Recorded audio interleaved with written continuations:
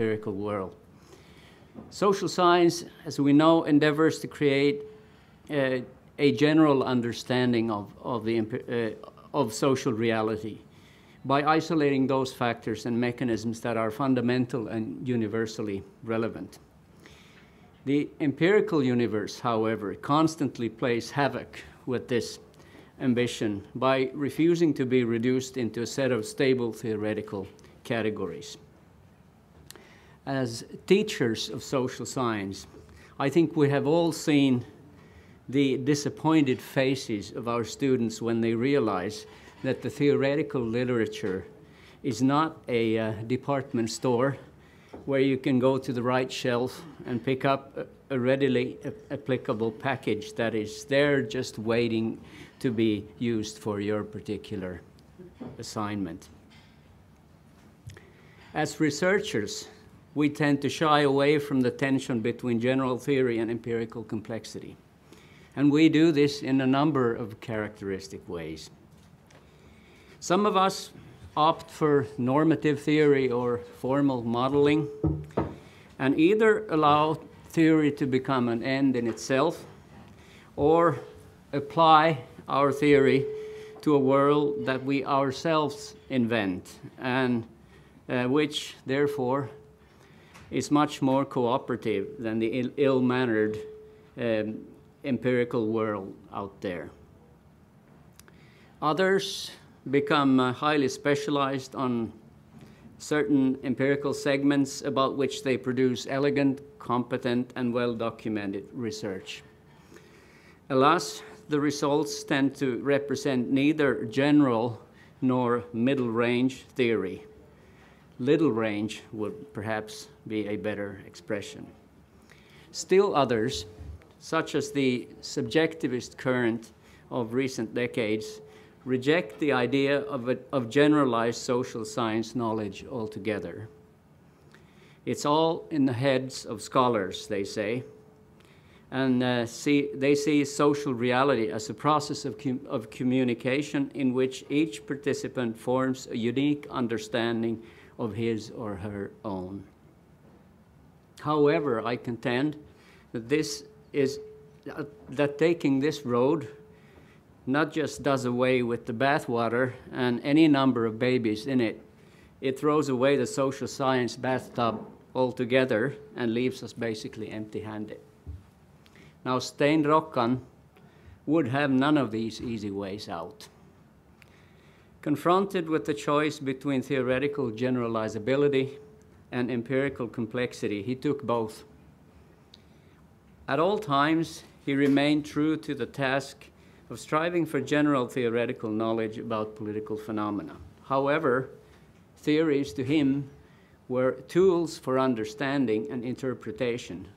And when the complexities of the empirical world so required, the theorist had to be prepared to amend and adjust, to add and to subtract. In sum, in his endeavor to present a comprehensive understanding of political development in Western Europe, Rokkan underlined the importance of the parallel use of generic theory and factors that were confined in time and in space, yet far-reaching enough to be of importance to the particular empirical phenomenon he wished to explain. His theoretical contribution, therefore, always remains open-ended and anti-deterministic in nature. He refused to take the supremacy of a given set of explanations for granted. Least of all would he have accepted the all too common notion that European history was an inexorable process through which the present states of Europe matured into fully fledged nation states. To Rokkan, the mosaic of states and societies in contemporary Europe was not a given fact. Rather, it represented a series of open questions.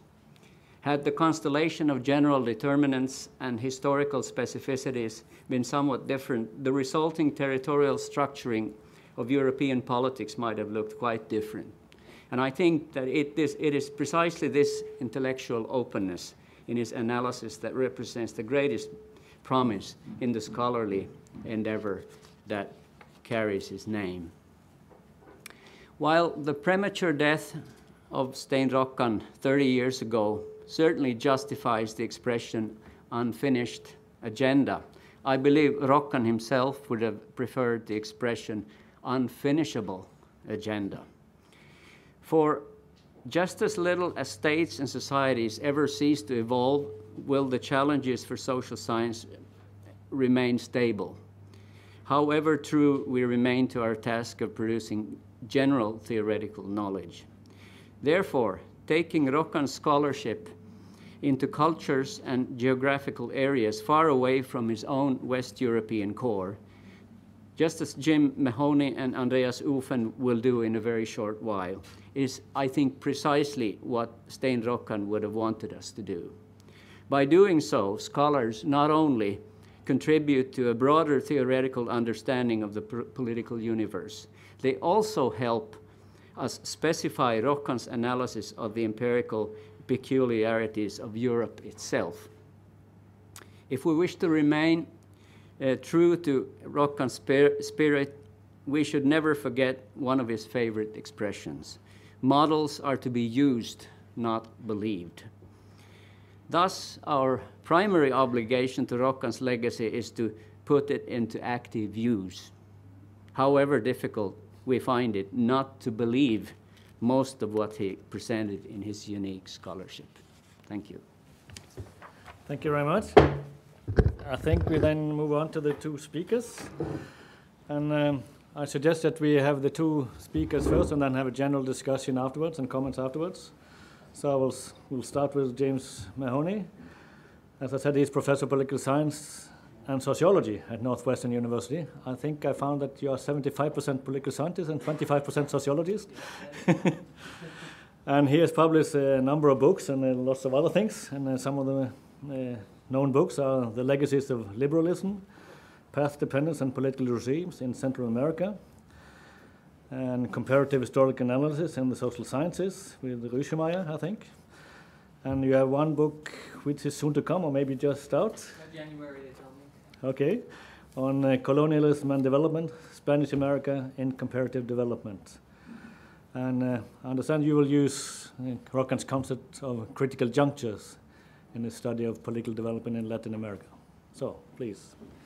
Thank you very much. There's a handout.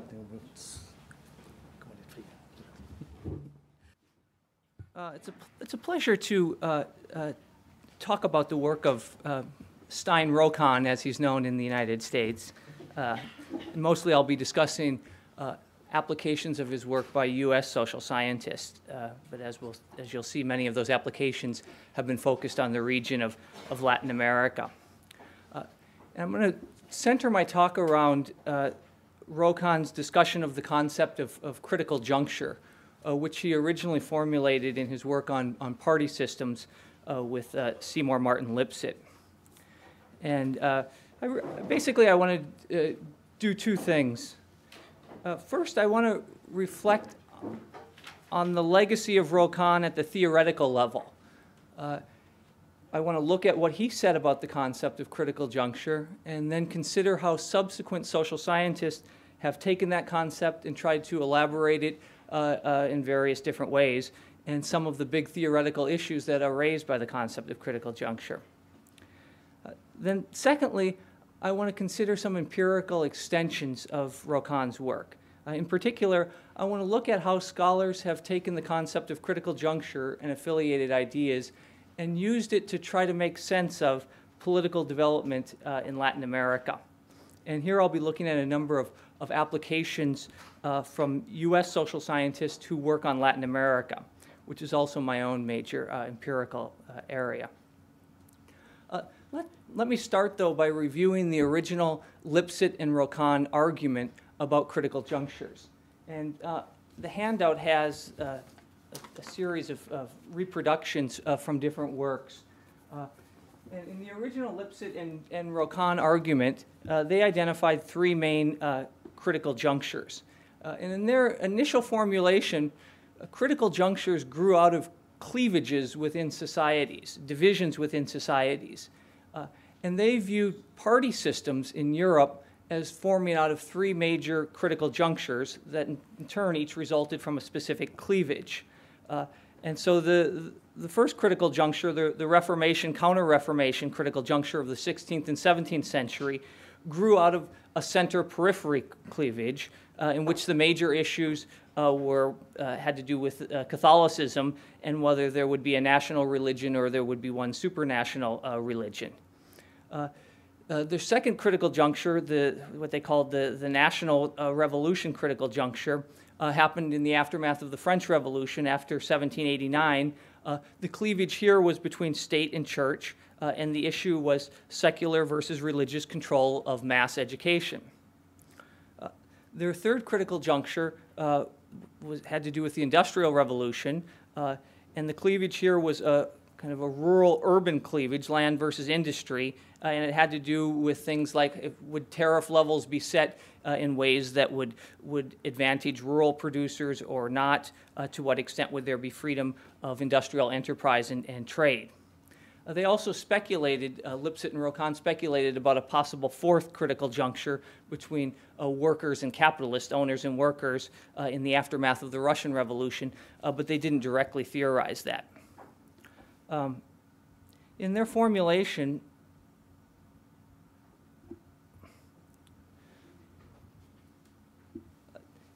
in effect is what they did to explain party systems was they looked at how each of these three critical junctures was resolved.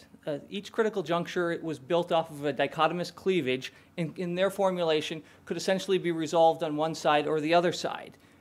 And by tracing the outcomes, the theoretically possible outcomes of those three critical junctures, they derived 8 possible pathways. And the pathways culminate in 8 different types of party systems. And in kind of classic Rokkan style, the party systems were complicated. And I'm not going to kind of summarize them in great depth. Since we're here at Bergen, the Scandinavian cases were type 2. And so you can see how they get at type 2, in which you have conservatives versus a group of different leftist political parties. And you arrive at that through the resolution of the 3 critical junctures in which the state controls the national church, there's a dominant national church, and there's a commitment to urban rather than landed interest, and you get to type 2 party system. This was their initial formulation. Very centrally in this formulation was the idea of cleavages, critical junctures result from cleavages, critical junctures, sort of the content of the critical juncture is the resolution of the division of the cleavage. And also you'll note in their original formulation, they're not so much interested in the immediate result of any one critical juncture. Their formulation, you have to look at all 3 critical junctures in order to see how cases arrive at their particular outcomes. And so the imagery here of critical junctures was kind of a branching tree, is how I like to think of it, in which you're not looking at outcomes after any one critical juncture, but you need to look at the whole ensemble in order to understand how cases arrive at their outcomes. So that's just some background to refresh our memories about the original Rokkan argument about critical junctures with Lipset. Now, since that study, there's been a great deal of work aimed at formally codifying the concept of critical juncture. It's proved to be one of the more productive concepts in U.S. political science and sociology. It's a concept that all people who work on comparative politics, all people who work on international macro comparative sociology would know, so long as they're in a more kind of qualitative tradition in which their research goal is to explain why certain cases have particular outcomes.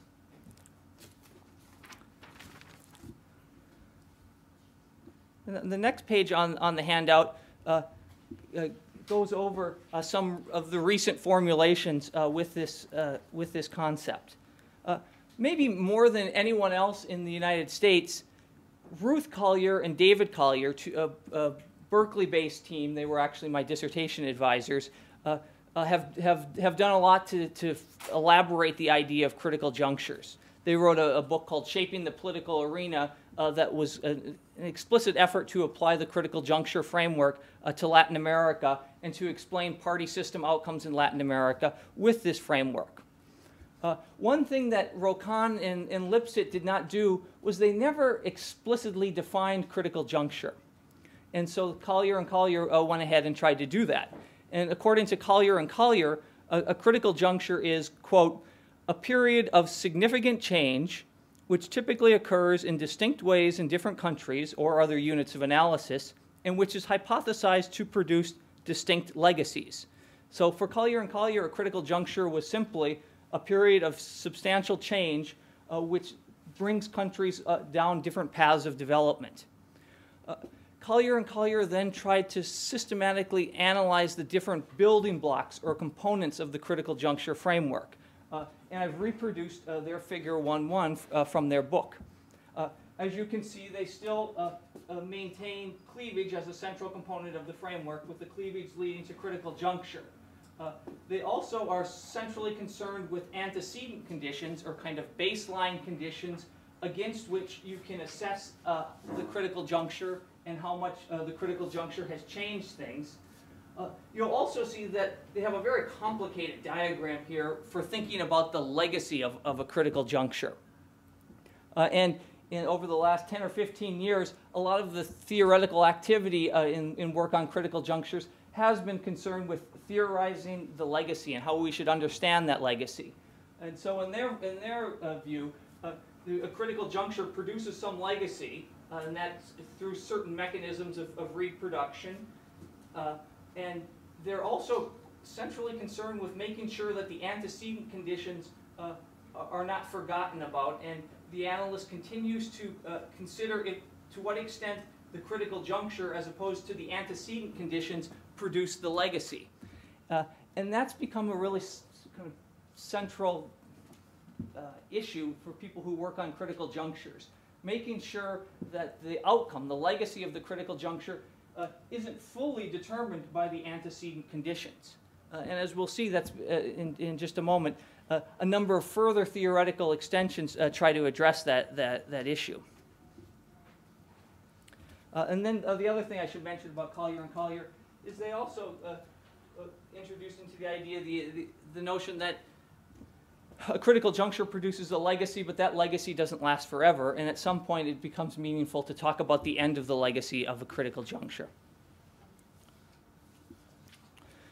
So there is me at Berkeley in the early and mid-90s wanting to work on Latin American politics, and David and Ruth Collier having just published this big book on critical junctures and political development in Latin America. And so it seemed to make sense for me to think about writing a dissertation in which I used the idea of critical juncture, and in fact I did. As I'll show in a minute, I looked at 5 Central American countries. I tried to come up with my own modifications for thinking about critical junctures. And for me, critical junctures were one component of a broader family of theories known as theories of path dependence. I defined critical juncture differently than the Colliers did. I thought their definition was too broad, of critical juncture as a period of significant change. And I wanted kind of a more narrow definition. For me, I defined a critical juncture as, and quote myself, a choice point when a particular option is adopted from among 2 or more alternatives. Once a particular option is selected, it becomes progressively more difficult to return to the initial point when multiple alternatives were available. And so for me, the idea of a critical juncture was more, there's a set of different options on the table. These could be options for an individual or options for a country. And one is selected out of that out of that menu, and that becomes highly consequential and in some ways locks you down a certain path of development. And then I even went further than that. I thought the way to think about a critical juncture is at time one, what we can call sort of initial conditions or the initial time, there's multiple options that are available for selection. And critical junctures and path dependence are especially intriguing when we have some theory that's unable to predict or explain the option that will be adopted. If our theory doesn't give us enough discriminatory power to say which option will be adopted, then at time two, an option is adopted. Say option B is initially favored. That is a contingent event in the sense that during the prior period, our theory was not strong enough to tell us which option would be adopted. Or maybe even our theory predicted a different option would be adopted. Despite the contingency of the adoption of B, it's able to kind of capitalize on being initially advantaged and then is stably reproduced over time. In thinking about critical junctures this way, I was strongly influenced by economic historians, starting with Paul David, but also including essentially Brian Arthur, who wrote about path dependence. And some of you will be familiar with different examples that they give. A famous one is from Paul David is the QWERTY typewriter keyboard layout. If you look at it, a standard, the arrangement of the keys on a standard computer, you might wonder sort of why are they arranged like this? It's not because that's the most efficient way of arranging the keys on the typewriter, which is what I was taught as a child. It turns out that there's several alternative formats that would allow people to type faster. There's kind of quirky reasons why the keys are arranged in that format, such that the top row spells the word QWERTY. And it has to do with when they were originally designing typewriters, the type bars would hit each other and jam up. And so they spaced the keys in a certain way so that the type bars would tend not to jam up. And from the perspective of economics, that was a contingent event because economics, at least one strand of economic theory, assumes that when we're dealing with technologies, the technology that's the most efficient over the long run will prevail. The QWERTY keyboard, at the moment when it was even when it was selected, there were other options, other arrangements that were more efficient or would have been more efficient over the long run. But for these kind of quirky, weird historical reasons, QWERTY gets adopted. And then, for good economic reasons, QWERTY kind of continues on. It has to do with sort of sunk costs, and people have become invested in that technology. We kind of get trained to use it, and it would be enormously costly to kind of try to reverse ourselves now and move toward an alternative and more efficient technology. So I was kind of inspired by this work of economic historians, and my effort at redefining critical junctures tried to take into account that work, and consequently I built into the notion of critical juncture this idea of contingency, by which I mean something happens in which a theory that you're interested in is unable to explain it. But once that something happens, then the theory is pretty good at explaining why it gets reproduced over time.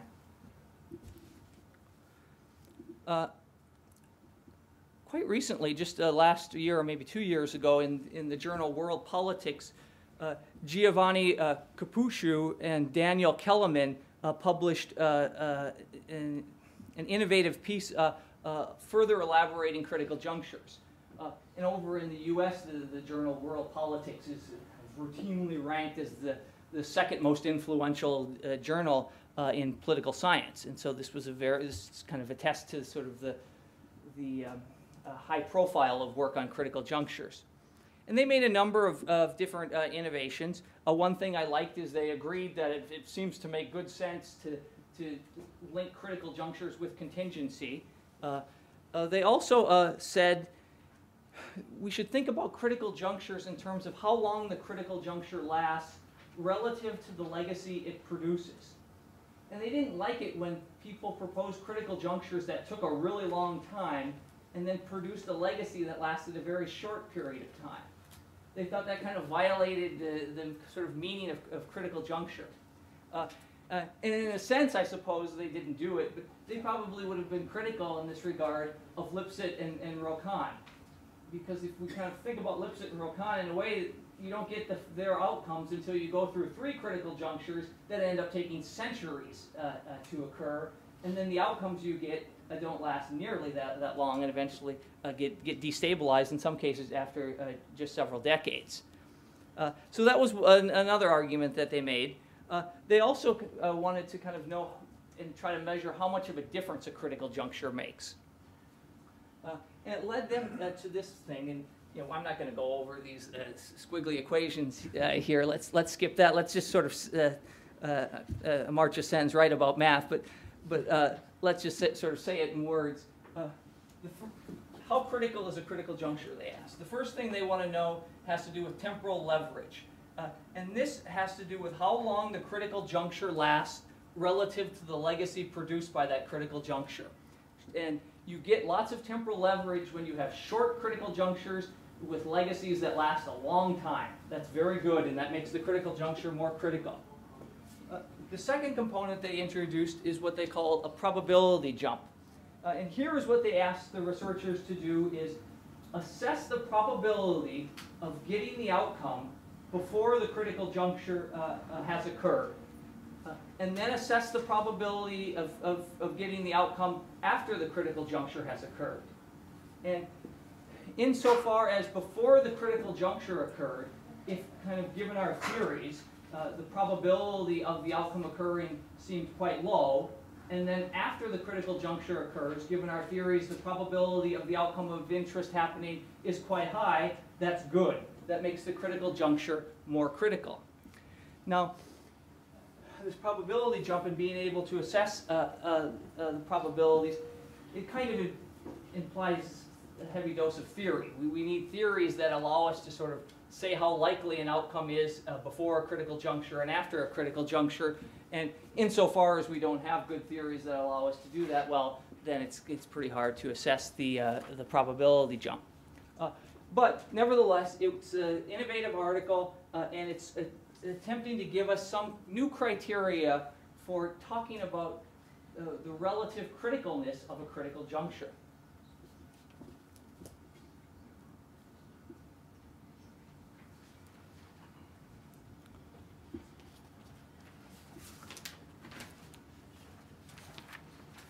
I should also just mention a lot of the work on critical junctures is tied to the broader theoretical framework and debate over path dependence and the idea of path dependence. Most of the work on path dependence has to do with what Collier and Collier would call the legacy of a critical juncture. Most people who work on path dependence, for instance, want to know why once an outcome happens, you stay with that outcome. Why, for instance, once you adopt QWERTY, you stay with the QWERTY typewriter format. But there's other examples that they give in the economic history literature. As everyone knows, I hope people will actually disagree with me, but it seems to me that initially Macintosh was just a vastly superior machine to IBM and PC. It was easier to use, it sort of didn't have the quirks. It still probably is a little bit better, but kind of early on, Macintosh was just a superior operating system, didn't cost a whole lot more than the IBM PC computer. And yet Macintosh sort of failed to kind of take over the computer market. Sort of why was that? Well, there's the reason that I heard of it has to do with kind of a quirkier reason why Macintosh sort of failed to really get off the ground early, and it was a decision to do with software, and Macintosh wouldn't let other companies build software for their computer, whereas IBM would allow other companies to build PC software. And so that allowed kind of IBM to get the advantage, and the people who work on path dependence then kind of look at, well, IBM, even though it was a less efficient technology, was able to capitalize on that early advantage, and the legacy was reproduced.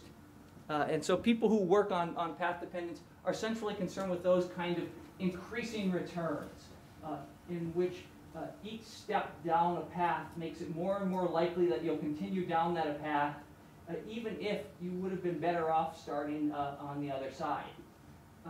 And in a way, this kind of just codifies something we've always known from our own lives, which is, in hindsight, almost always you could have done better. You can, for just about, yeah. We're recording this, so please use the microphone. Oh. If you want to move around, we do have a headset microphone for you. Oh, I can use the microphone.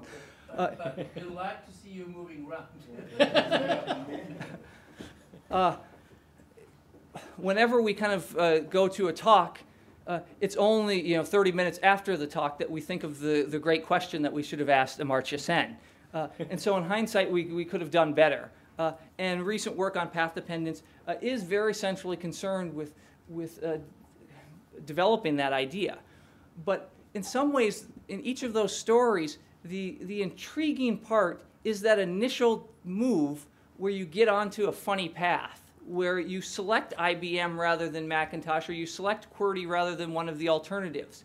And that initial move is very closely related to the idea of a critical juncture. And in US political science and sociology, it normally would be called a critical juncture. And so I think this huge framework of path dependence, which is influential in economics, political science, and sociology, has a very powerful Rokkan legacy and is affiliated with his work with Lipset. Okay, I want to shift gears and talk for 10 or so minutes about some empirical applications of the critical juncture framework, just to kind of give people a taste of some of the substantive issues that scholars have been using with this framework. And since I work on Latin American politics and Latin American development, my examples will come out of that field. One early book was by Timothy Scully. It's called Rethinking the Center in 1992. And he was looking at the party system in Chile, the country of Chile. And as you can see from this diagram, he followed the Lipset framework quite closely. He looked at sort of an antecedent party system, and then he looked at some historical division within society that he called, that was resulted in a critical juncture, and then out of that critical juncture, a new party system was born. And he had, in his formulation, three different cleavages leading to three critical junctures. The cleavages aren't exactly those of Lipset and Rokkan, but the parallel is quite profound here, very strongly influenced by Lipset and Rokkan. One important difference with Lipset and Rokkan is Scully does care about the resolution of each critical juncture. And so at the end of each critical juncture, you get a new party system. The party system is reconfigured, and he cares about that outcome at the end of the critical juncture. Whereas Lipset and Rokkan, you kind of have to look at the resolution of all three of their critical junctures before you get to the outcome that they're really interested in.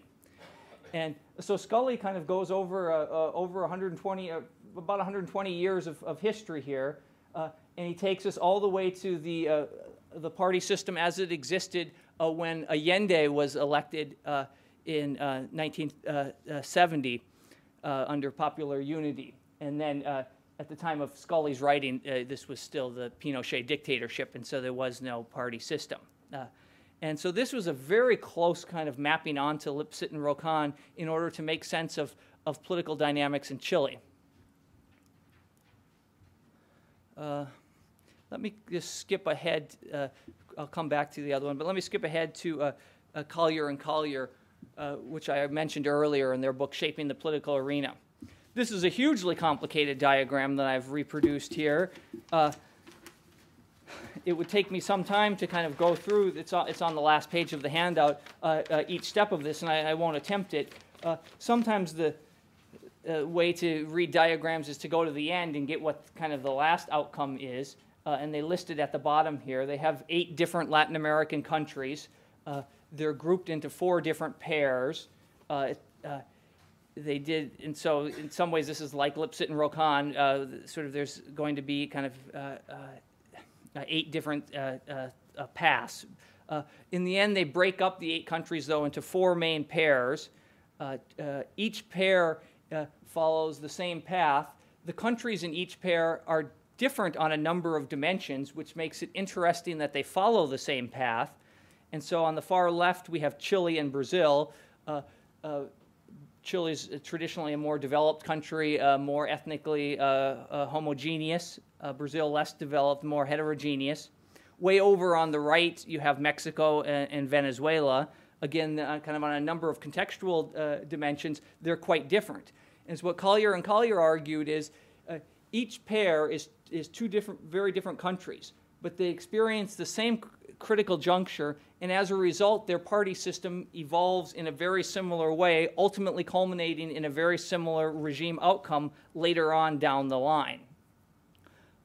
And so, for instance, in Chile and Brazil, their critical juncture is called state incorporation. And is what they're looking at is how the labor movement was incorporated into the political system, how the labor movement was legitimated. And they argue in Chile and Brazil, despite many differences, the state incorporated labor under in a very authoritarian repressive way. And as a result of that, there was problems with labor later on down the line, and you got a party system that was quite polarizing and destabilizing. And as a result of that party system, it paved the way for bureaucratic authoritarianism, for military coups in the 60s and 70s in those two countries. By contrast, way over on the right, we have Mexico and Venezuela. Collier and Collier argued, despite many differences between those two countries, they both had states that incorporated labor in a very encompassing way and gave unions and labor groups a strong political role. And they even did the same with peasants in Mexico and Venezuela. As a result, you had more integrative party systems. And as a result of having those integrative party systems, when in the 60s and 70s, lots of Latin American countries were experiencing harsh military coups, Mexico and Venezuela were kind of able to ride out that period with regime continuity. Their full argument in its entirety is elaborate and complicated, and it would take me 2 days to try to summarize the whole thing. But that gives you kind of a flavor for their argument. And they, maybe more than anyone else, cite and discuss Lipset and Rokkan and see themselves as above all else, kind of working in the Lipset and Rokkan tradition. If I go back to the previous one, this is a kind of a summary of my book, The Legacies of Liberalism, which was that dissertation that I wrote with the Colliers.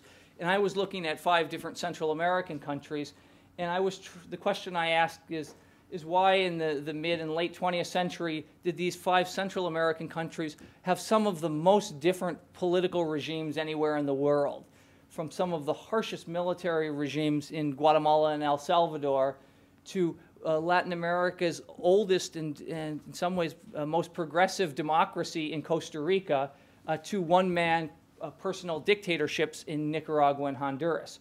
Why do you get such difference in this little Central American region where all of these countries had kind of a broadly similar colonial experience? These countries were all situated in similar proximity to the United States. They all had similar exports and so forth. And I argued that it had to do with a critical juncture during the late 19th century. And again, in my view of critical junctures, there's contingency. And so I looked at some antecedent conditions like the nature of political cleavage between more liberal and conservative groups in 19th century Central America, level of modernization, and some other factors, and argued that they didn't adequately explain the critical juncture that I was looking at. And the critical juncture that I looked at had to do with policy choices by liberal governments in the 19th century. In particular, whether they would build up the military and move toward plantation agriculture, what I called a radical policy option, or whether they would keep the military in check and use small farms for agriculture, what I called a reform policy option. Then there was an intervening variable, which I won't say a lot about, that had to do with whether or not the United States intervened in the late 19th and early 20th century. Out of that initial critical juncture, that choice about whether to build up the military and have plantation agriculture or not build it up and have small farms, and then whether or not the U.S. intervened, I was able to drive 3 different paths of long-run development. And these 3 paths, I argue, culminated in the different regime outcomes. And so, for instance, the reason why Costa Rica is social democratic, I argued, is because in the 19th century, when they started exporting coffee, they did so using small farms primarily, and they did so without building up any military. And there was no U.S. intervention that stunted the process in Costa Rica. And that put it on a path towards social democracy. In fact, the military was so small that they eventually abolished it after a brief civil war in 1949. And that's kind of a celebrated moment in Costa Rican history, but the reason why they were able to abolish the military was because it was so tiny to begin with. Well, I'm going to kind of wrap it up here. There's other, this is from the conclusion of my book, there's other critical juncture arguments out there. I found it very useful to think about Barrington Moore's famous book, Social Origins of Dictatorship and Democracy, in terms of the critical juncture framework. I think if you kind of plug it into a critical juncture framework, you learn new things about Moore's argument. There's another great book by the late Gregory Lubert called Fascism, or Liberalism, Fascism, or Social Democracy, in which Lubert looks at the European countries during the interwar period and wants to explain why you either got liberal democracy, social democracy, or fascism during that time period. And that also follows a critical juncture framework. Just kind of a couple concluding remarks. One conclusion I would make is when Lipset and Rokkan wrote their critical juncture piece more than 30 years ago, I don't think they could have hoped for a larger impact than this. My belief is that Rokkan wouldn't have wanted the critical juncture framework to just be mechanically applied. He would have wanted people to kind of think hard about it and try to creatively extend it. And they certainly have. And now critical junctures and path dependence are leading theoretical currents in a number of social sciences. And so you couldn't have hoped for a bigger impact. And there's still a number of issues that are outstanding. Some of them that perhaps we could talk about afterward are the notion of contingency during a critical juncture versus antecedent conditions predetermine what will happen during the critical juncture. The relationship between the concept of path dependence and critical juncture is worth thinking about. Cleavages before critical junctures. Do you need to have them? In the Lipset and Rokkan formulation, they did have cleavages, but as we've seen, not everybody has critical junctures emerging from cleavages. And so that's something to think about. When you have multiple critical junctures, it seems to me there's at least 2 formulations. In the original Lipset and Rokkan formulation, it's a branching tree in which you don't look at outcomes until you know what happens during all of the critical junctures, as opposed to Timothy Scully's model, where he has 3 critical junctures and you get an outcome at the end of each critical juncture. There's this argument about the temporal jump and the probability jump, that is, how long does a critical juncture have to last? If we have super long critical junctures with short legacies, are they really less critical? How can we assess the difference that a critical juncture makes? How can we judge and what does it mean to sort of say before the critical juncture the probability of the outcome was really low, after the critical juncture the probability was really high? So how can we make claims like that when we're looking at individual cases? After the critical juncture, in terms of the legacy of critical junctures, one big debate has to do with, should we think about legacies as outcomes that are stably reproduced and then maybe eventually disappear? Or is it sometimes useful to think about a legacy in terms of a series of subsequent linked events in which there's nothing as stably reproduced? Is what happens is you have a critical juncture, and that leads to one thing, and that leads to something else, and that leads to something else, to something else, to something else. A kind of chain of reactions. And some people suggest that it's useful to hook up the critical juncture framework to these chains of reactions and not only see legacies in terms of self-reproduction. Another issue, again, is how long does the legacy have to last? if we have really short legacies, the outcome lasts only a short period of time. Is that okay? And then finally, the final issue I would raise is, can we know a critical juncture when we're in one? The people who use this framework are always looking at outcomes that have already happened, and then we kind of go back in time and you're searching for the critical juncture. But what about kind of beforehand critical junctures? Are we in a critical juncture right now? How could we make those kinds of claims, or would those kinds of claims require us to make future-oriented predictions for which the social sciences are not well equipped? Thank you very much. For a fascinating to the theory and to the empirical world of Central and Latin America. Very good. So we jump to the other part of the world, to Southeast Asia. Andreas Ofen, he's a senior research fellow at GIGA, the German Institute of Global and Area Studies, to get it correct. He has studied political science and sinology at the Free University in Berlin. And he has published widely and has a long list of publications in the pipeline, I saw. And on democratic and party system developments, basically in Southeast Asia, and even more particularly in Indonesia and Malaysia. And he will also look into the concept of cleavages and how that relates to party system development in this era. Please. Okay, thanks very much. I'm talking about analyzing cleavages in party systems. How relevant is the Lipset-Rokkan approach in Southeast Asia? My paper consists of 4 parts. I will first talk a little bit about the Lipset-Rokkan model. James Mahoney has already done this. I will talk about problems with the approach in Southeast Asia, with a focus on Thailand and the Philippines. Afterwards, I will portray Indonesia as an exceptional case and finally come to a few conclusions. The cleavage model by Lipset and Rokkan provided a basis for a historically oriented sociological comparison of party systems in Western European democracies. Cleavages arise from fundamental social conflicts. They structure the discourse regarding major political questions and, as a consequence, shape the patterns of party systems. Political actors, that means notably political parties, institutionalize these cleavages. The cleavage structure of a party system results from a complex relation of cross-cutting and reinforcing cleavages, and they largely define the setup of a party system. That is, the political platforms of parties, the behavior of individual parties, and the potential for forming coalitions. As James Mahoney has said, the specific resolution of these conflicts, especially since the beginning of the 19th century, has led to the formation of diverse party systems in Europe. In many countries, certain structures were frozen in the 1920s and have at least partially endured until today.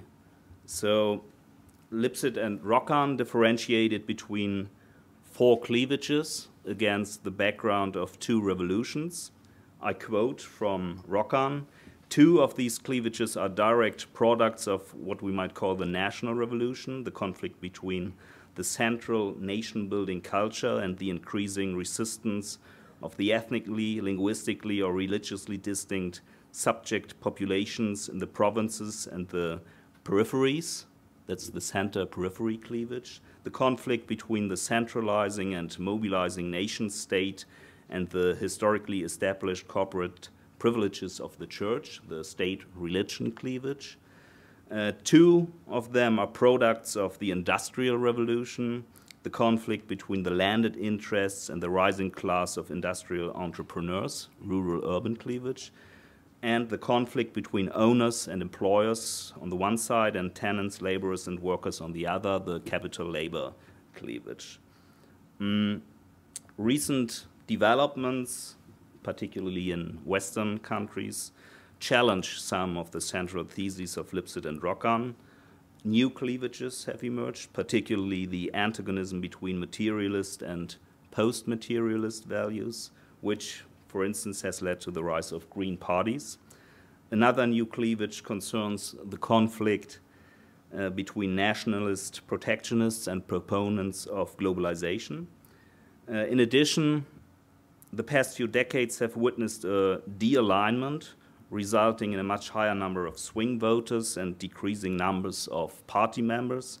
The much discussed transition to cartel and electoral professional parties with shifting relationships between party bases and leaderships, the impact of the mass media on election campaigns, and the individualization of the electorate have all contributed to the erosion of traditional milieus. So if we now come to Southeast Asia, we see that we have to make some adjustments if we use the Lipset-Rokkan model. The two revolutions, for example, that is the national and the industrial, were in some cases never really completed. The four classic conflicts, urban, rural, center, periphery, and so on, have to be reformulated because economic cleavages are often strongly expressed in terms of religion or of ethnicity. Moreover, Lipset and Rokkan compared European states at the end of the 1960s, and thus liberal, mostly, parliamentary democracies with multi-party systems where political parties were well institutionalized.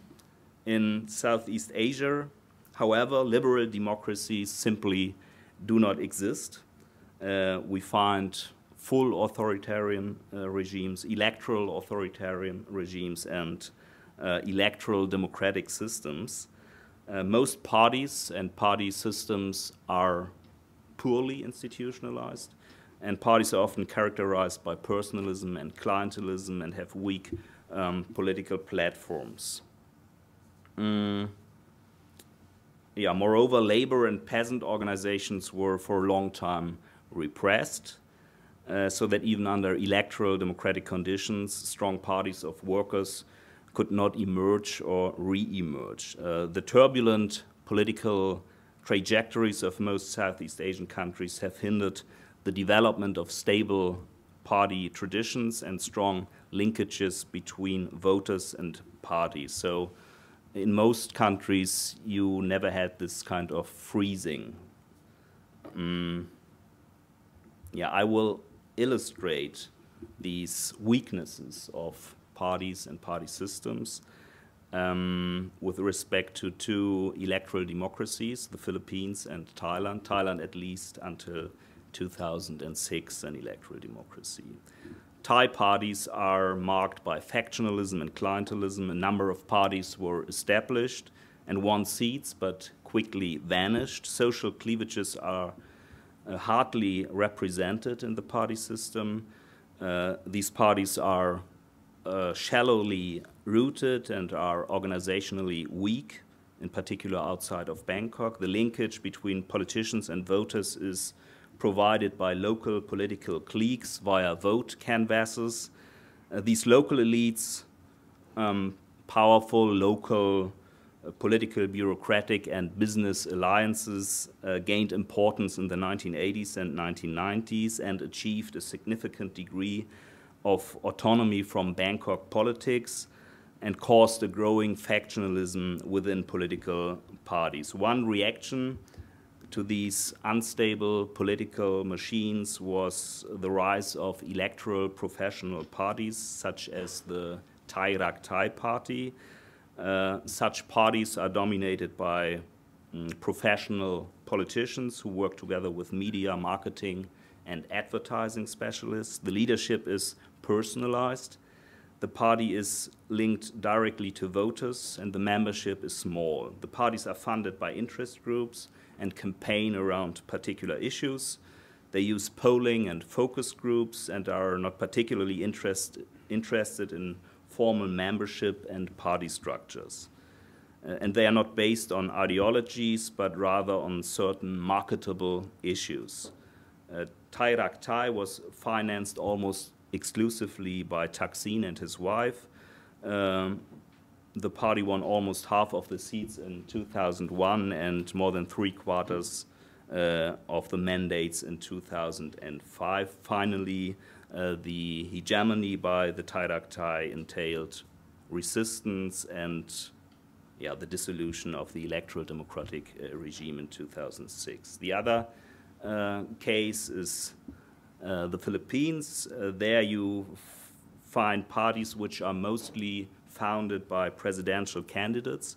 The concept of voting for a party and not just for politicians is still fairly uncommon. Even the notion of party government is generally absent. The largest political parties in the Philippines today are characterized by a lack of meaningful platforms, by a high frequency of party switching and factionalism, as well as by numerous dissolutions and re-emergences. An important reason for party switching and the shift from one coalition to another are pork barrels, that is, special financial resources controlled by the president. Family networks in the Philippines often displace parties as channels of political recruitment. The major parties are still under the control of a few dozen of these dynasties, like the Aquinos, Osmeñas, Lopez, and so on. Multiple party membership indicates a weak loyalty of politicians to parties. They are mostly inactive between elections, and membership figures are low, as well as levels of organizations. Parties are political machines, and in the parliament they serve as interest organizations of MPs seeking easy access to financial sources. The post-1986 party system in the Philippines, after the fall of Marcos, is not reminiscent of that of the pre-Marcos period in the 1950s and 60s and has shifted continuously. It does not mirror social cleavages. Religion, for instance, is at best indirectly represented by political parties. So after these two case studies, Thailand and the Philippines, the question is the Lipset-Rokkan model relevant in Southeast Asia? I would say it is not in Singapore. It's a hegemonic electoral authoritarian system, and it's dominated by one party, the People's Action Party, PAP, and the PAP was able to marginalize contenders ahead of the first elections in the 1950s. It is relevant to a limited extent in Cambodia, where after an incomplete democratization, the party system is today under the control by the CPP. It is also relevant to a limited extent in the Philippines. You will see cleavages more in direct presidential elections, where regional and rural urban, as well as capital labor cleavages play a role up to a certain degree. The approach is more relevant in East Timor and Thailand, but also with clear limits. The democratization in East Timor, for example, was dominated by the former guerrilla movement Fretilin. Without real contenders, the party system is now marked by a strong regional cleavage between the eastern and the western part, but this cleavage is not based on religious or ethnic differences. In Thailand, there are conflicts between urban and rural electorates and between regions. The south, for example, as a stronghold of the Democrats, and the northwestern part as the heartland of the Tairaktai party and its successors. There's also an economic cleavage between urban middle-class voters, Democrats, and peasant voters, and maybe urban lower-class voters, Tairaktai and its successors. That means the cleavage approach seems not really to be relevant in the region Southeast Asia, but I think there's one exceptional case, that's Indonesia. In order to clarify that, I will compare the party systems of the 1950s, the first democratic era, and then of the second democracy since 1998-99. The party system in Indonesia in the 1950s was based on so-called aliran, or socio-political streams. They resemble the pillars that shaped Dutch society in the 1950s and 60s. This pillarization or verzuiling in the Netherlands led to the, and I'm quoting Rokkan, interlocking between cleavage-specific organizations active in the corporate channel and party organizations mobilizing for electoral action. For nearly a century, Dutch society had been divided into 3 pillars or subcultures. The first one, national, liberal, secular, then Orthodox, Protestant, and Roman Catholic. The pillars originated from reinforcing cleavages. In Indonesia, you have something like that, the so-called aliran. They are clusters consisting of women, youth, religious, professional, and labor organizations. Members of these clusters usually shared the same or a similar worldview and would affiliate with one of the parties, which are described here. So the first free polls in 1955 reinforced the general identification with aliran during the election campaign. The 4 most important parties, the Nationalist Party, PNI, a modernist Muslim party, Masyumi, a traditionalist Muslim party, the NU, or Nahdlatul Ulama, and the Communist Party, received together almost 80% of the votes, and they strengthened and more or less deliberately strengthened the identification with these aliran. In accordance with the American anthropologist Clifford Geertz, you can distinguish between Abangan and Santris. Abangans are syncretists and non-Orthodox Muslims, and Santris are Orthodox Muslims. So the Nationalist Party, PNI, represented mostly Abangan. Some of them had their origins in the Javanese aristocratic culture. They were mostly civil servants and employees, or villagers living as clients under the influence of these 2 groups. The strength of the PNI had to do with President Sukarno, charismatic nationalist, who was loosely affiliated with the party.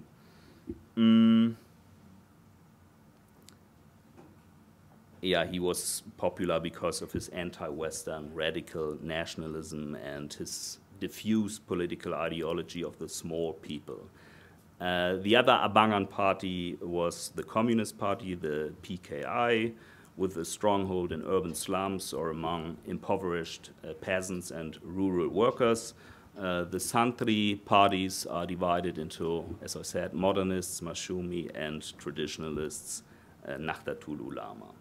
So the 4 classic cleavages were at least partly mirrored in the Indonesian party system. Secularism was represented by PNI and PKI, Islamism by Masyumi and the NU, so it's a kind of state-church cleavage. The center-periphery divide could be seen in the conflict between those parties based on Java, the PNI, NU, and PKI, and those with their strongest backing in the so-called outer islands, that is, the islands beyond Java. Then you had a rural-urban conflict. The NU was a rural-based party, and Masyumi was strongest in the cities. Yeah, despite this relatively high degree of institutionalization of the largest parties in the 1950s, the party system turned out to be fragile and suffered from fragmentation and strong polarization against the background of an unstable social situation. So the electoral democracy was replaced first by a guided democracy under Sukarno, and then 1965-66 by the new order under Suharto, a highly authoritarian regime. The next democratic period in Indonesia began after the fall of Suharto in May 1998. More than 200 parties were established, and the surprising thing was that after more than 40 years of authoritarianism, you could witness some of the old cleavages in the new party system of Indonesia. So that maybe the freezing concept of Lipset and Rokkan is relevant in Indonesia. The most important cleavage which structures the party system as a whole is still the one dividing secular and Islamic parties. Secular parties, Golkar, the old New Order Regime Party, or the PDIP, which is, yeah, you could say the successor of the Nationalist Party, PNI. And the Islamic parties are, again, the traditionalist party, PKB, which is the successor of the Nahdlatul Ulama of the 1950s. And then you have a few modernist Muslim parties like PPP or PKS and another one, PPP, which are up to a certain degree successors of Masyumi in the 1950s. Yeah, all in all, the most salient cleavages structuring the party system thus are based on religious worldviews, traditionalism versus modernism, and secularism versus moderate political Islam versus Islamism. Islamism means that parties are supporting the introduction of hudud laws, yeah, and they strive for establishing a kind of Islamic state. So I differentiate between moderate political Islam and Islamism, and that means you have in Indonesia now two Islamist parties, PPP and PKS, together 13%, and then a few moderate Muslim parties like PKB and PPP. The center-periphery cleavage manifests itself in a specific regional distribution of votes. For example, again, some parties are more successful in the outer island area, and some are more Java-based. There's again a cleavage between parties which are more urban-based and those who are more rurally based parties. This cleavage between industrial, professional, and trading elites on the one hand and village elites on the other is indirectly reflected in the antagonism between modernist Muslim and traditionalist Muslim parties. Once again, that means that an economic cleavage is recast in terms of religion. The cleavage between capital and labor, which was very important in the 1950s, PKI as the Labor Party, is now barely discernible within the Indonesian party systems. Yeah, that has to do with the suppression of the workers' movement and the extinction of the PKI in 1965 and 1966. So you have a kind of example for the end of a legacy. Yeah, and finally, the 1999 elections were characterized by a divide between those trying to defend their privileges and to slow down the pace of reform, status quo forces, and those wishing to accelerate democratization. So it was a kind of status quo reformasi cleavage, but this is of minor importance today. So I would argue that the cleavage model is still well suited to understand the dynamics of Indonesian party politics, although the old aliran structure of the 1950s is slowly dissolving. There's some evidence for this thesis because you have the phenomenon of de-alignment, yeah, more swing voters, and presidentialization of political parties. The best example is the Partei Demokrat, the PD, now with more than 20%, which is simply the vehicle of President Susilo Bambang Yudhoyono. Nevertheless, I think there are major differences between Indonesia and the other two countries mentioned, Thailand and the Philippines. And my question was, why are there such enormous differences between these three countries?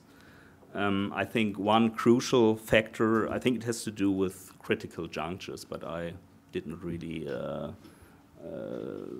think so much about it, but it would be interesting. One crucial factor is the early political mobilization and the resulting translation of social cleavages into the party system. In the case of Indonesia, political parties and mass organizations such as Muhammadiyah and Nahdlatul Ulama. Muhammadiyah is a modernist Muslim organization with today more than 35 million members, and Nahdlatul Ulama is a traditionalist Muslim organization with 40 million members. So political parties and these mass organizations arose long before independence, and these highly politicized, mostly anti-colonial nationalist organizations were socially entrenched and capable of mobilizing large parts of the population. Moreover, elites at that time in Indonesia were responsive to societal demands because they did not control the state apparatus as in Thailand and or were not part of a network of landed family clans such as in the Philippines. Therefore, in Indonesia, the early institutionalization of social cleavages enabled the crystallization of a party system with relatively stable patterns of competition. In Thailand, the national elite was able to retain its power unimpeded by colonial rulers, so that the ensuing so-called bureaucratic polity would for a long time stave off extra bureaucratic forces such as political parties. Whilst in the Philippines, military, administrative, and economic elites have been able to dominate parties since their inception. In Indonesia, politicians with lower and middle class backgrounds have been capable of rising through the ranks of party organizations. Another factor, I think, regarding the development of clientelist parties, which usually hamper the translation of social cleavages, is the strength of local elites. Local elites were and still are fractured and relatively weak in Indonesia. Reasons for this, besides the early mobilization and translation of cleavages, are the heritage of New Order centralism and the lack of a strong locally based bourgeoisie. In contrast, party institutionalization in Thailand and the Philippines is hampered by highly influential local and regional elites. In Thailand, strong local elites arose in the 1980s, along with the establishment of a semi-democracy. These elites emerged relatively late and in a parliamentary system with a centralized bureaucracy where local executive powers are wielded by civilian bureaucrats. The local elites dominated multi-member constituencies and were thus able to take control of factions, parties, and ministries in Bangkok. But there's one other example in Southeast Asia with a clearly visible cleavage structure, Malaysia. And it's in a way exceptional because the pattern of early political mobilization was much more elite-centered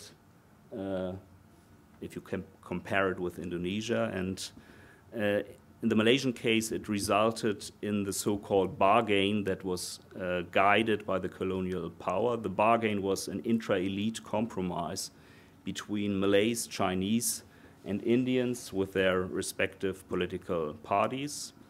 The combination of a competitive electoral authoritarian system and deep ethnic and religious cleavages at the time of achieving independence in the 1940s and 50s produced for a long time a very stable party system. Yet parties were not really responsive.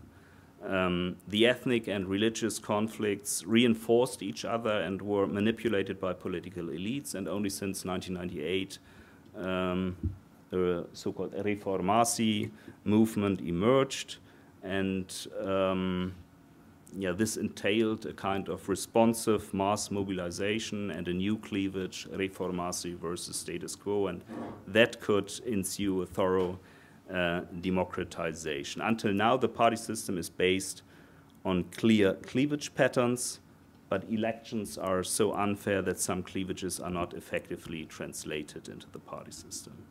So I come to the conclusions. I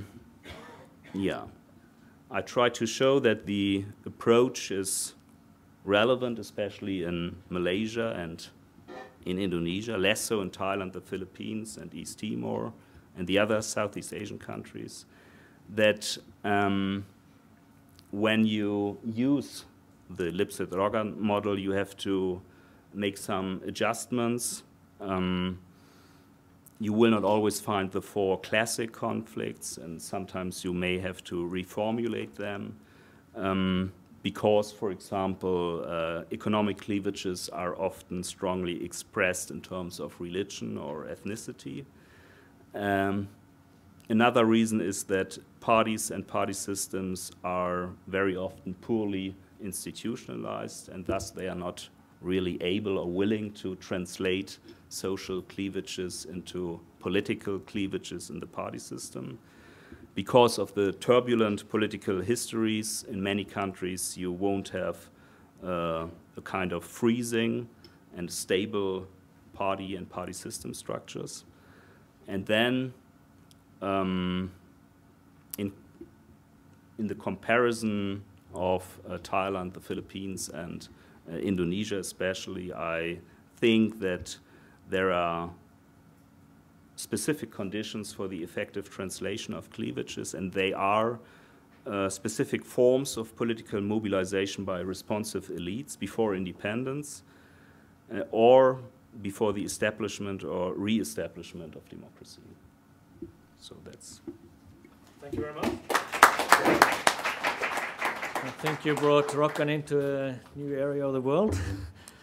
We are soon reaching a critical juncture, which is 7 o'clock, and we have some, and we can go a little bit beyond, I think, but still we still have time for switching to the Rokkan Prize ceremony at 7:30. But now there's some. Klaus, you would like to comment? Yes, I have two non-rhetorical questions. The first is to Mahoney, and what I liked most about your talk was your final question: how do we know that we are in a critical juncture? And your argument, and you convincingly argue, all the other authors just look what comes out, and then they argue, oh, we had an outcome, so there must be a critical juncture, and that's some type of selecting on the dependent variable. But I guess your strategy, you didn't provide a real answer, because you define critical juncture in the sense of having the choice between two alternatives.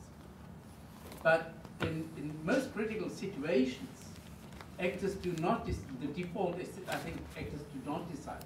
Think about climate change, for example, or many other things. So there's the option not to decide, not to do something, but to wait until it's over or superseded by other problems. So you should have an answer. How can we measure a critical juncture? Whether are we right now in a critical juncture or not? And we should have some operational rules. And the other thing, question is to Ufen with regard to is, when I looked at the slide of Thailand, then I thought, oh, it's exactly as in the post-communist European countries, the party system, that of Thailand. And the major thing is, of course, that there are no stable alignments between societal interests, societal segments, and political organizations. And that applies to Thailand or to many post-communist countries, but also meanwhile to many European countries, Western European countries. So my question is, and that's due, of course, to modernization and media influence and all that stuff. My question is, does it make sense to apply the Rokkanian model as it was to present-day party systems, or shouldn't we consider it as a model to explain historical development, but which is of little use for present party systems, because meanwhile the crucial element, a stable attachment of societal segments to parties, is missing due to modernization. Two very critical comments, yes. This was Klaus Armin John from University of Bern in Switzerland, I forgot to mention. Yeah. So you want to go ahead straight away? Sure.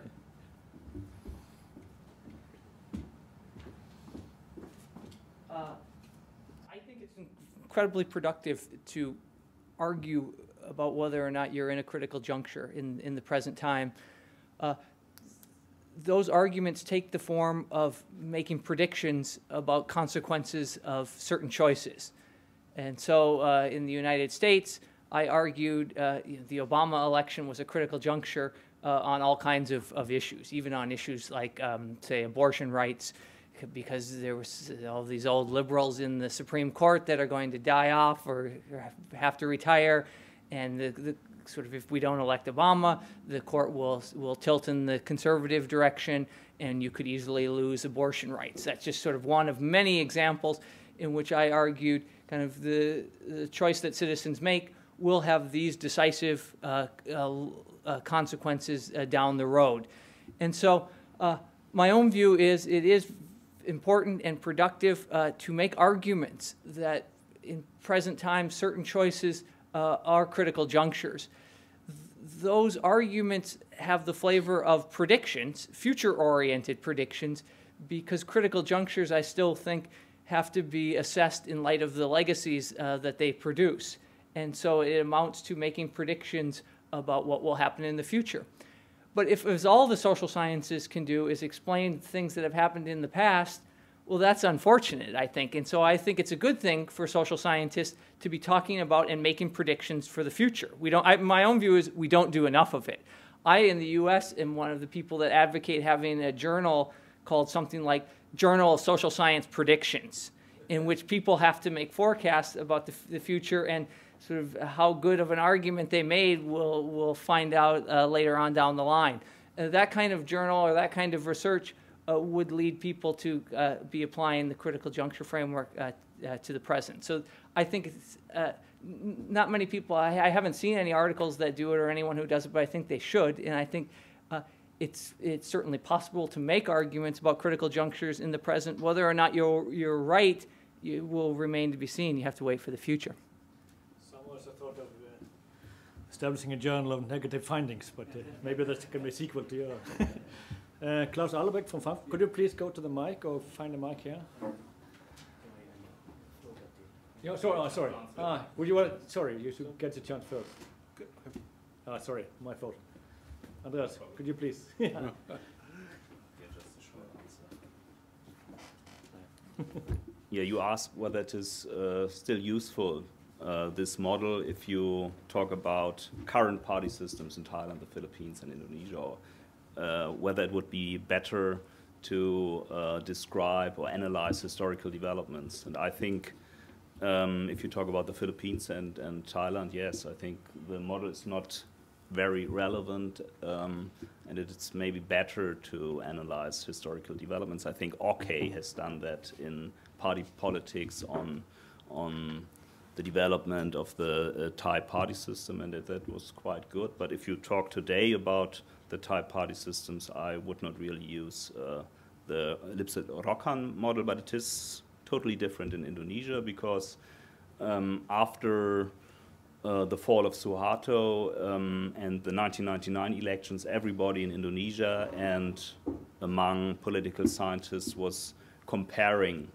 1955 and 1999, and everybody in Indonesia was talking about politik aliran, and it was quite clear that you could describe the 99 system still when using this Aliran model, and Aliran are more or less the same as the social milieus that ensue cleavages in society and in party systems. So that I would say, in spite of the de-alignment of Indonesian political parties, you can still use the model, and maybe you can even analyze the de-alignment much better if you have in mind this aliran structure, and then you can see what happened to Indonesian political parties and what are the factors. But using the model is very relevant and useful in Indonesia, I would say. Klaus Albeck from Frankfurt. Well, I dare to make a prediction for the year 2010. There's going to be a US census because that's mandated by the Constitution. However, I read in this book, it wasn't so clear to me that Rokkan took official statistics for granted. There is a census and we are doing additional. So, and then there's of course history, but we are not messing around with official statistics as defined in North America and Europe, because it's there. It isn't there anymore. If you look at the US price index, there we have core and periphery. So it's the core word is used in a cynical way. They give up the traditional consumer price index that economists sort of need and split it into two. And I won't go into details, but I think social scientists all over the world have to be concerned with the next round of statistics, the next round of population counts. We have this problem with migrant workers, not only at the Mexican-American borders. Where are they counted? We have the problem of migrant workers in China. Well, it's at least one country. And in Germany, we have the plan for registered-based census, which is bound to produce garbage, according to everything I know about official registers. So we really have to be concerned about what Rokkan took for granted, namely this official statistics, and we have to be concerned about the other topic is data archives. That comes out very strongly here. We have plenty of data not in archives, bound to disappear because they're stored on punch cards, which will disintegrate, and the people who are able to read, to understand punch cards are already retired and bound to die, and then there's nobody around to decipher them. So with the legacy, this is, I think, a part of the unfinished legacy of Stein Rokkan. Thank you. I think I would say that Rokkan himself was very much concerned about the comparability of data across time and space.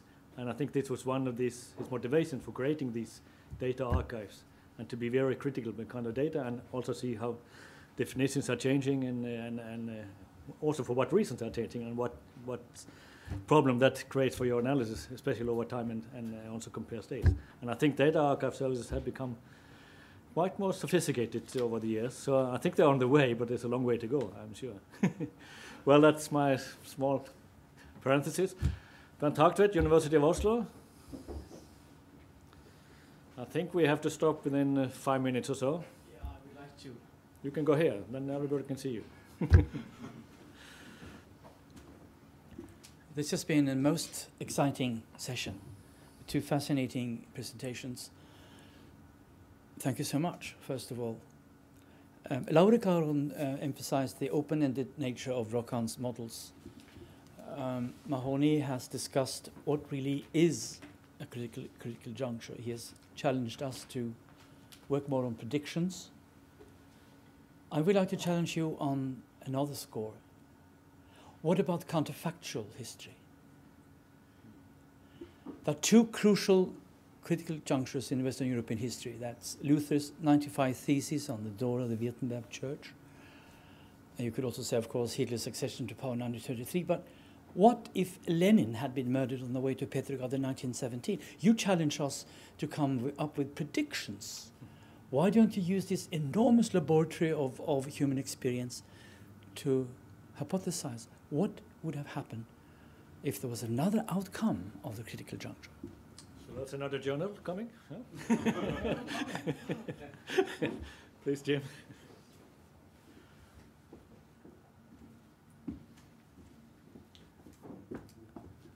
I think there's a tight relationship between counterfactuals and critical juncture analysis. Sometimes what would have happened is made relatively explicit in the critical juncture model. For instance, if we go back to the Lipset-Rokkan branching tree model, what if the Scandinavian countries had resolved the first critical juncture in the other way? Well, the model actually has a very explicit prediction of what, it should have followed a different path. It should be on the other side of the branching tree. Just a couple notes about these critical juncture frameworks. It is true they select on the dependent variable. I mean, a lot of times the whole point of the framework is to explain why specific cases have specific outcomes. And it's selecting on the dependent variable in a way is kind of beside the point, because it's an exercise in which you're trying to explain why a case has a certain outcome. And when you do that, a common way of reasoning is to think about conditions that were necessary for that outcome. And there's a very tight methodological linkage between a necessary condition and a counterfactual. Because when you take away a necessary condition, you also, by definition, take away the outcome. And there's also, we all do this all the time with our own lives, because we're fascinated with ourselves, and one of the things we try to do is explain certain outcomes in our own lives. Why am I here now?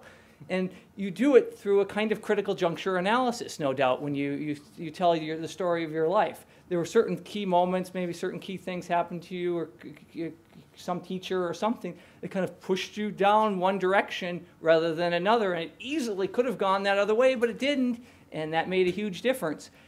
And you're doing counterfactual reasoning when you do that, and I think you're also doing a kind of critical juncture analysis. You tend to want to go back to those junctures that were necessary for the current outcome, but that could have easily have gone the other way, but didn't, in explaining your own development.